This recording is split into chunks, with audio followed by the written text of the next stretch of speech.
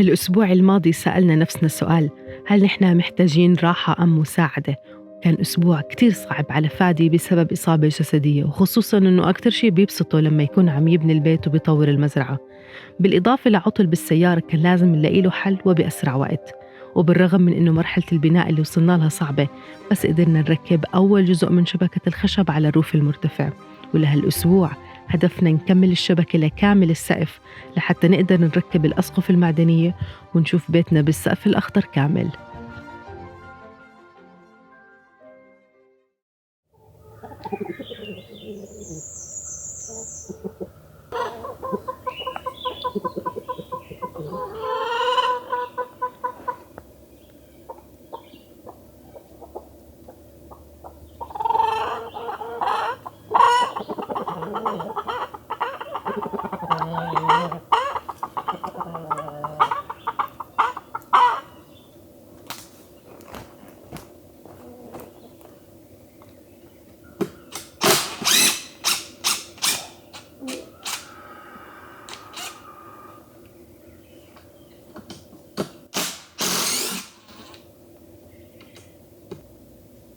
Can't find it, Baba. شو بابا؟ Can't find that key. Baba, بابا come see what's happening.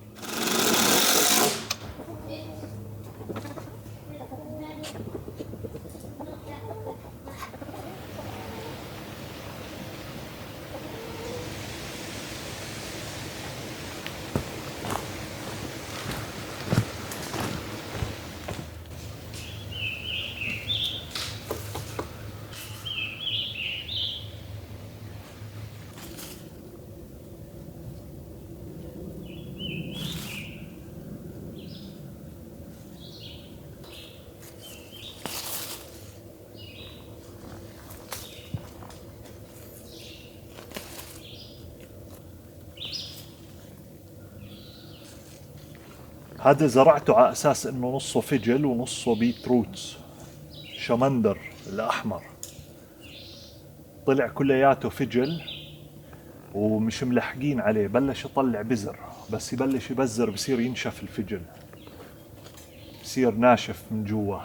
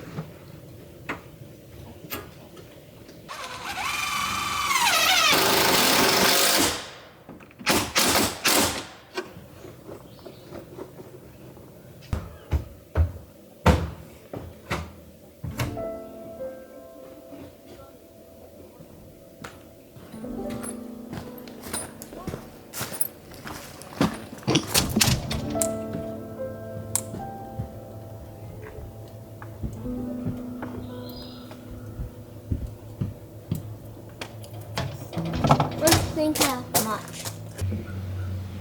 Biggest one.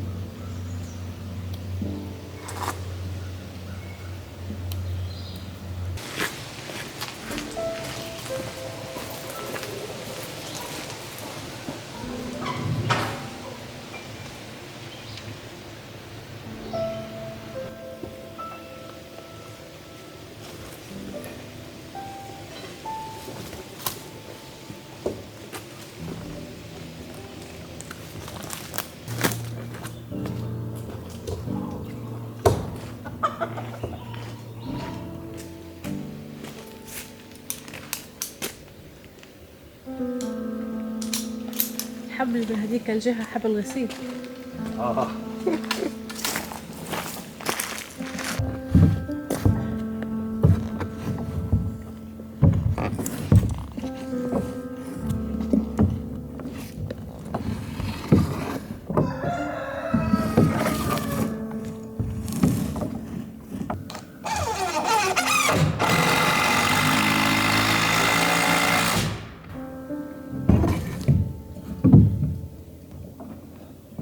بدنا بس كمان خشبة. هذا الخط الأخير ضايل له خشبة واحدة.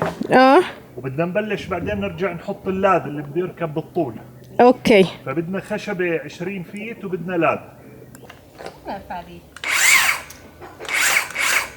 ايوه بتحمي، ما هو انت راكبة دراجة. فادي عم بركز. ماشي ركزي، امسكيها، امسكي الخشبة بإيدك الثانية. استنى انا مش على الخط، هيك على الخط. تمام.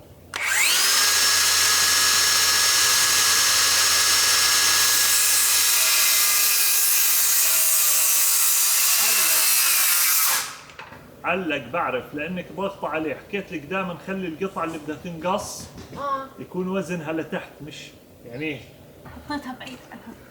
تمام هيك منيح صح؟ زي الفل. اقلبها الخشبة.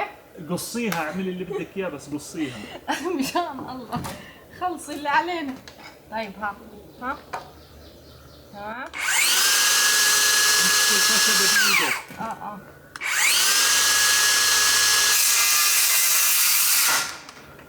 لا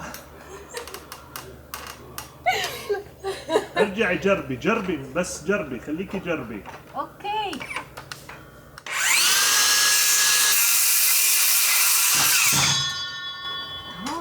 بتعرفي تزغرتي؟ هاي 164 3/4. يسلموا ايديكي والله. جيبي لنا لاد. اوكي.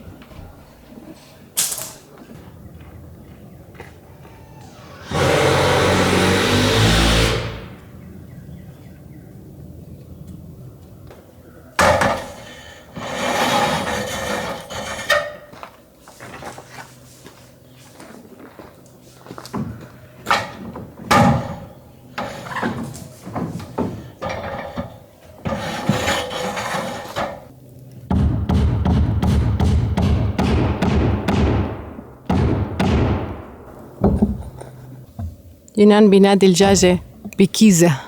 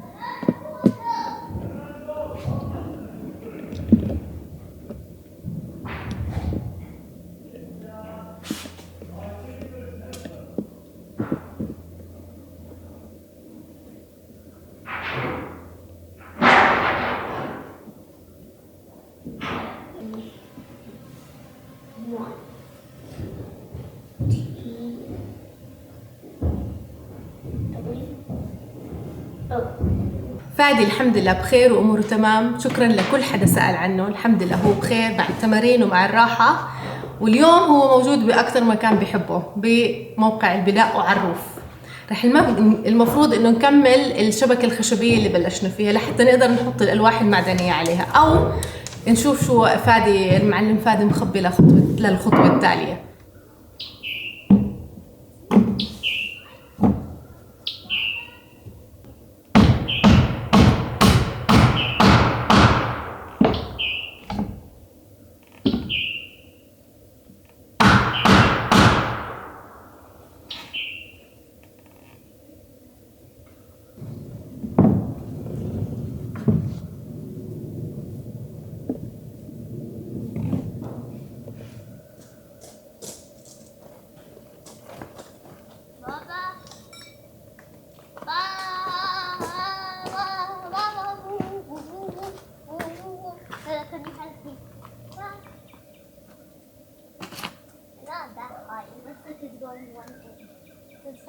بعدين الشجر عمل كانوبي حلوة. كانوبي يعني. And like you see that one there, that tree that's going.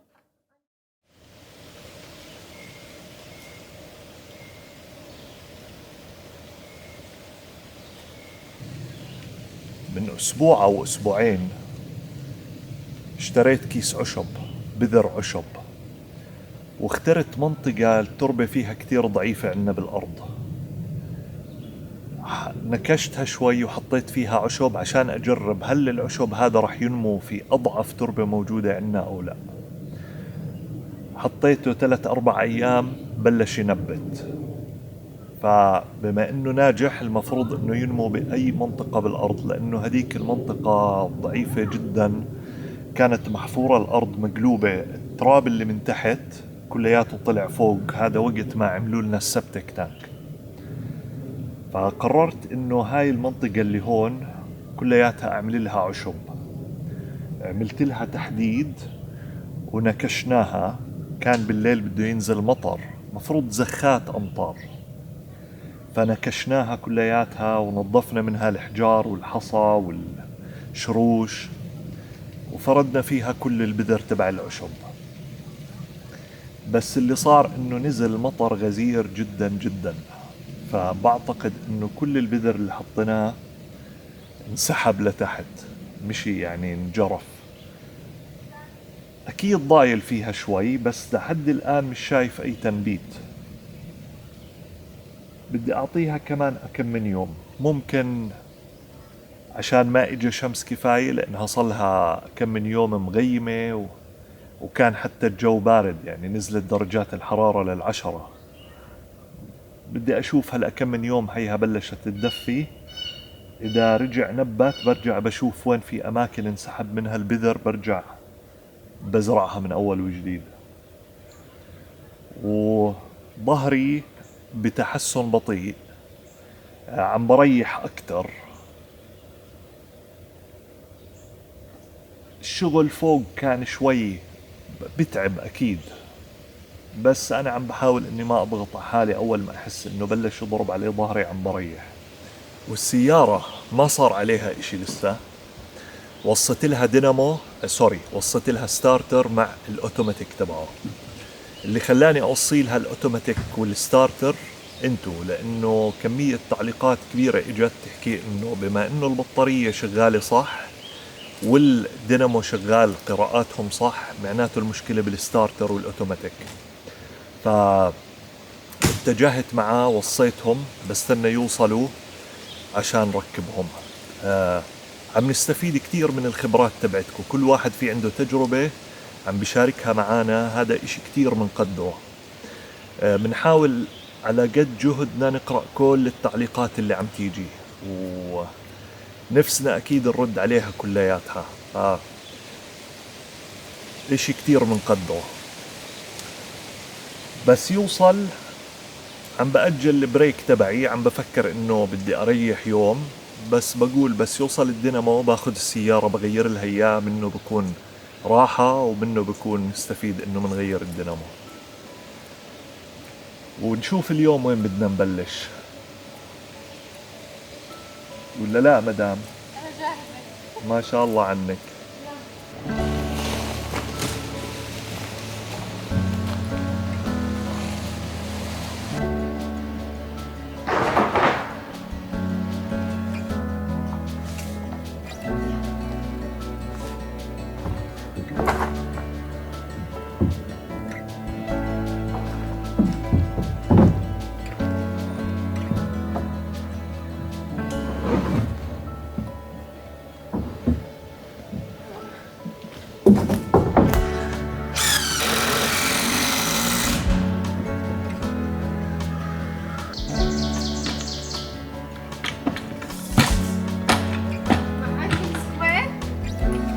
لا، علميني وهديها، علمي وهديها، يلا.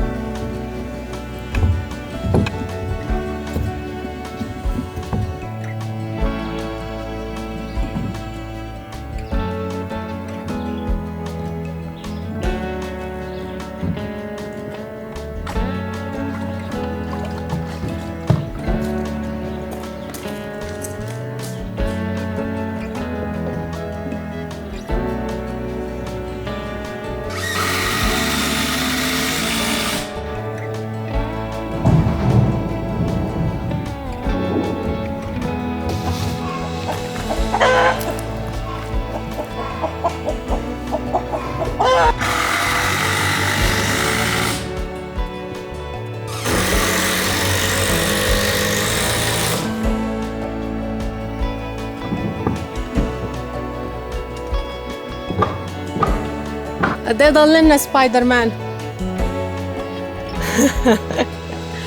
كم من خشب يضل؟ عندي شبكتين كبوتيات. اوكي. شو هو؟ I got something that people usually buy from Amazon. اشتروه من امازون الشيء اللي مسكته؟ An axolotl. Have you heard of it? هيني عم بسمع. Do you know the axolotls? حرام. Baba, you know the axolotls? ماسك واحد. The ones that you find on Amazon that you can get as a pet? I caught one. Look.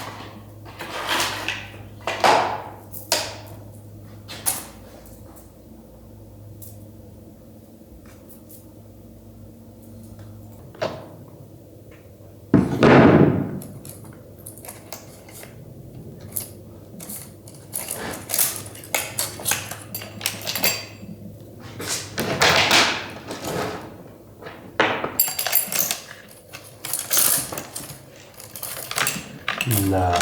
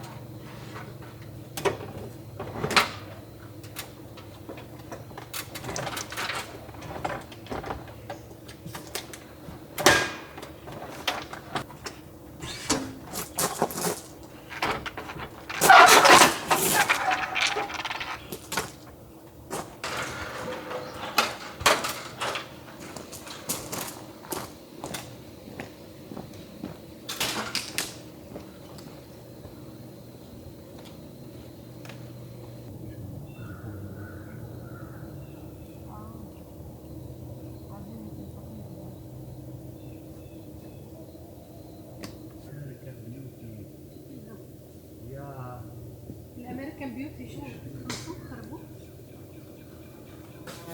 هاي يعني لما اشترينا من المشتل كان في واحدة من الشجرات طالع جنبها اشي، فصلناها وزرعناها بقوار لحال، فاعتقد هاي. طب شو هي؟ اوريجن كراب ابل. مزبوط، كراب ابل. لا هايهم بيعملوا منه كمان مربى اظن واشياء. بيعملوا منه هيك اشياء بس مش بياكلوه. كراب ابل.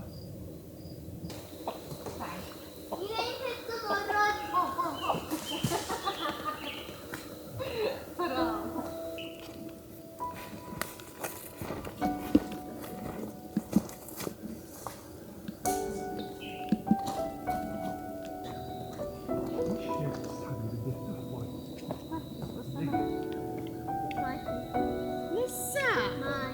طب استنى شوي. My turn. طب اعطيني فرصة. It's my turn. You want too much? لسه.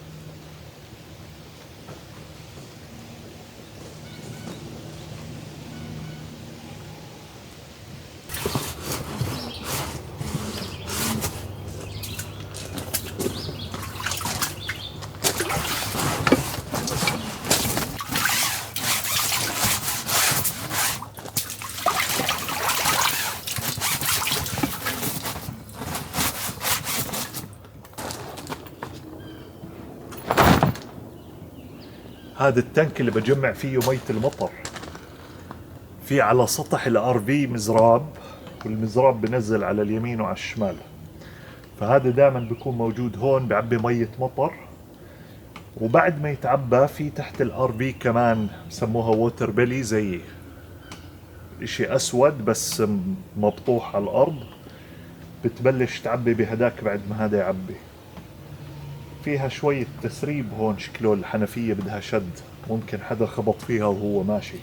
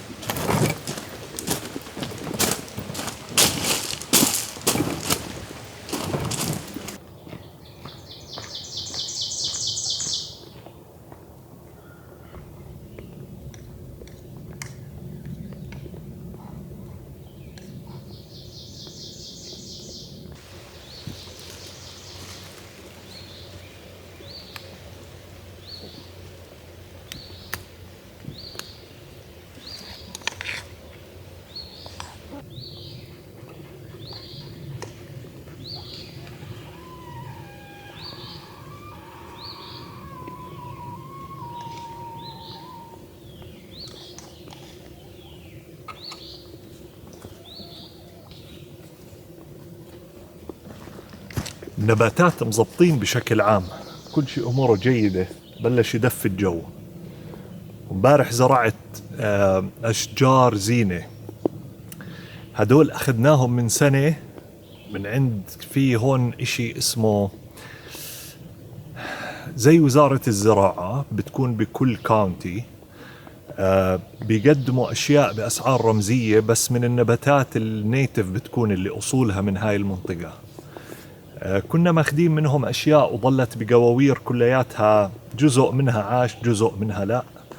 فزرعت إشي اسمه إيستر باد، شجرة كتير حلوة، بتكبر بتصير تطلع أزهار لونها زهري جميلة جدا. زرعت كمان إشي اسمه أمريكان بيوتي، زي بوش، هاي أظن بتكون شجيرة وبرضه بتطلع أزهار. بس لسه في عندي أشياء، لقيت في عندي بالغلط جاية شجرة كراب أبل بسموها، أظن إنها شجرة برية، ما بعرف إذا بتتاكل ولا لا. على الإنترنت بيحكوا إنه بنعمل منها مربى وهيك إشي. زرعت كم من شغلة، بس لسه ضايل عندي في جايب شجرة تشستنت كستنة، وشجرة هيزل نت بندق. مش عارف وين بدي أزرعهم بعدني، ما أخذت قرار. هاي المنطقة هون حاب أزرع فيها أشجار مثمرة أكتر، بس مش عم نلاقي أشجار كويسة، يعني كلياتهم كرر، كلياته تفاح. هون أكتر إشي تفاح، دراج، نجاص، كرز أحمر وخوخ. هذا أكتر إشي عم نلاقيه، ما في أشياء تانية كأنه بتنجح بالمنطقة. بدي أرجع أزور المشتل مرة تانية، أشوف شو في عندهم أشجار. أنا صرت أحب أروح على المشتل نهاية الموسم، بيكون عنده أشجار أول إشي بتكون نجحت دفعت، وبتكون بأسعار أقل ببيعوها. هون تقريبا كل شتلة بين 50، يعني بين 35 وال50 60 دولار ببيعوا الشجرة الواحدة، بيكون عمرها سنة فقط.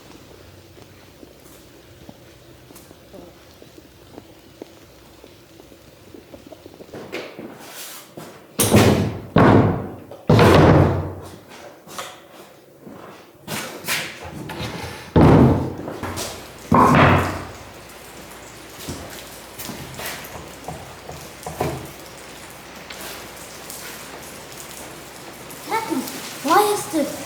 But think of it. Why is there a tsunami happening? Do you think this is tsunami? Stop now.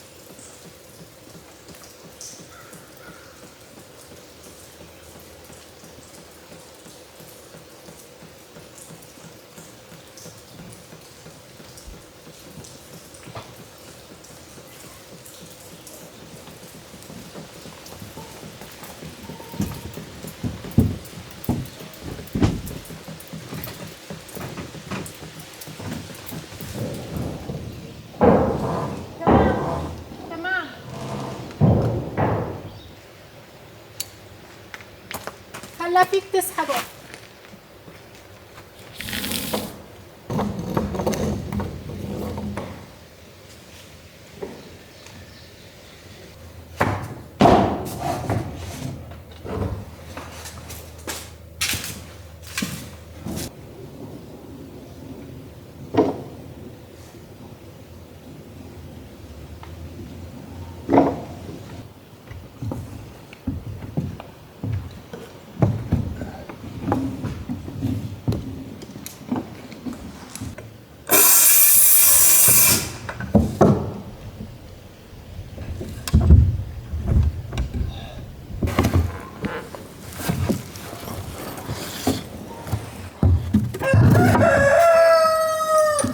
اذهب لمحاربة الأشرار والقضاء عليهم. عدنان. السكاي لايتس مالهم؟ يعني امتى بدنا نأكد يعني نشوف مكانهم وين؟ ما بعرف لسه ما اخترت سكاي لايتس. لازم يكون عندنا قياس 100% قبل ما نقصقص. بس لازم نقصقص قبل ما نركب الحديد. نقدر نقص من جوا البيت صح؟ اكيد. اوكي. تشيكي تشيكي تشيكي تشيكي تشيكي تشيكي تشيكي تشيكي تشيكي تشيكي تشيكي تشيكي. والله ضل عندنا آخر خشبة من هذا الجزء من الروف. بس قبل ما ننتقل على الجزء الثاني بدنا نرجع خطوة ونعمل شيء اسمه اوفر هانج، اللي هو امتداد هذا السقف من هاي الجهة اللي من كنا احنا مأجرينه لأنه على ارتفاع، بس هلأ صار وقته. وهو أكثر شيء مزعج، يعني أنا أكثر شيء كرهته في البناء هو الاوفر هانجز اللي هو الامتداد تبع أي سقف، وايش الرابينج هذا اللي أبيض. بس لازم نعمل هذا الشيء، يعني لازم نركب اوفر هانج عشان نقدر نشتغل بالشيء الثاني. نشوف شو بيطلع معنا.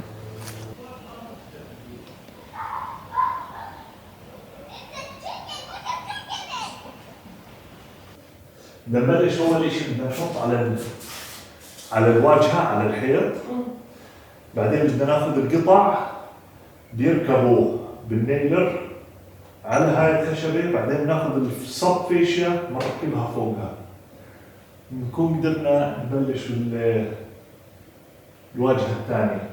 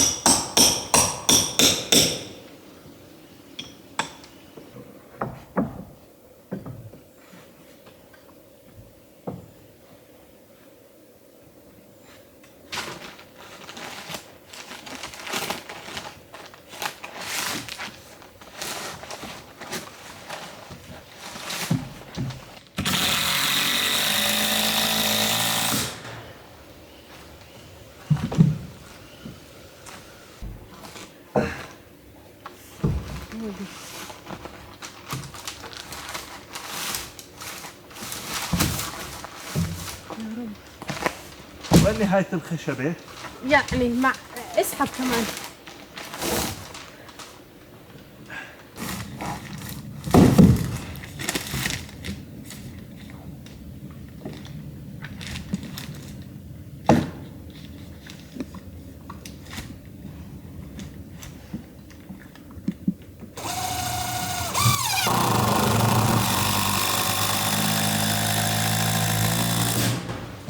تمت العملية بنجاح.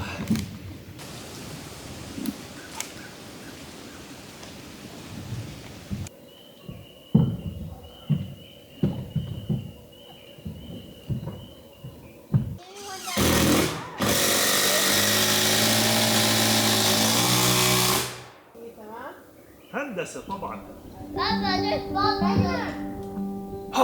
صور للذكر هدول. اوكي. حاطة فيديو طبعا.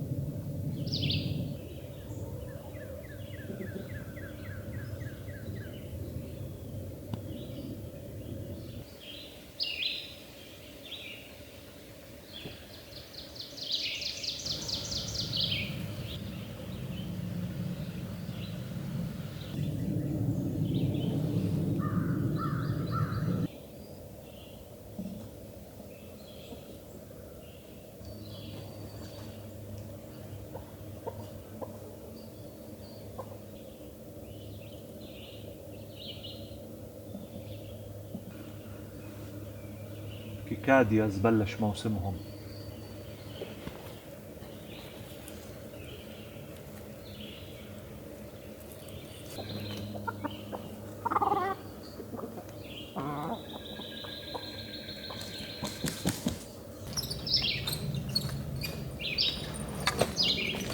يا رب يطلع لنا عشب اخضر هون يا رب. بده يطلع يعني بده يطلع. يا رب يطلع لنا عشب اخضر يا رب. مش معقول يعني احنا اخذنا ارض خضراء بعدين صارت صحراء معانا. جايبين معانا صحراء. مش معقول.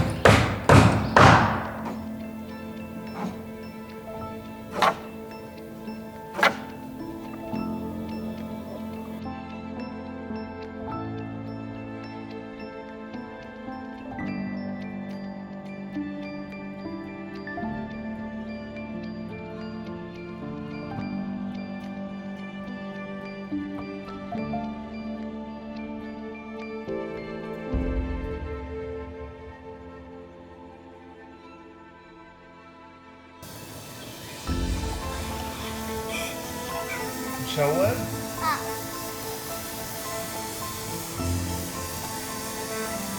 I wish there was a pool here.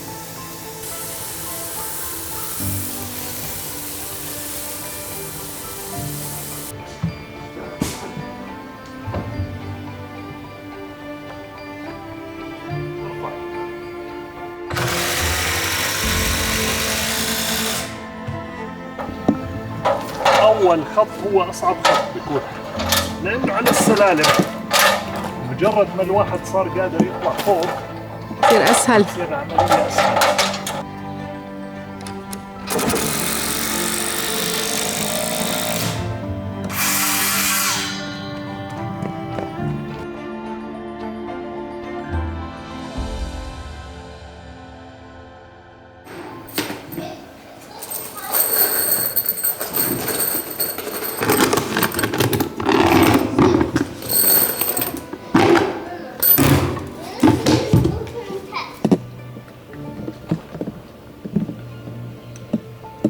ساخنة.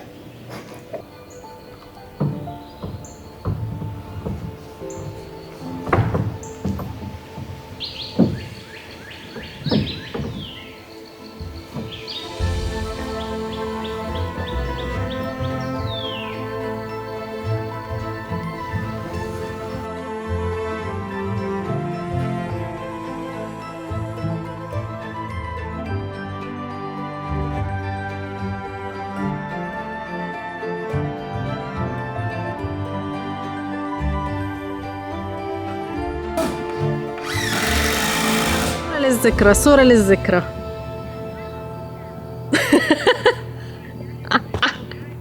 عم بصور فيديو.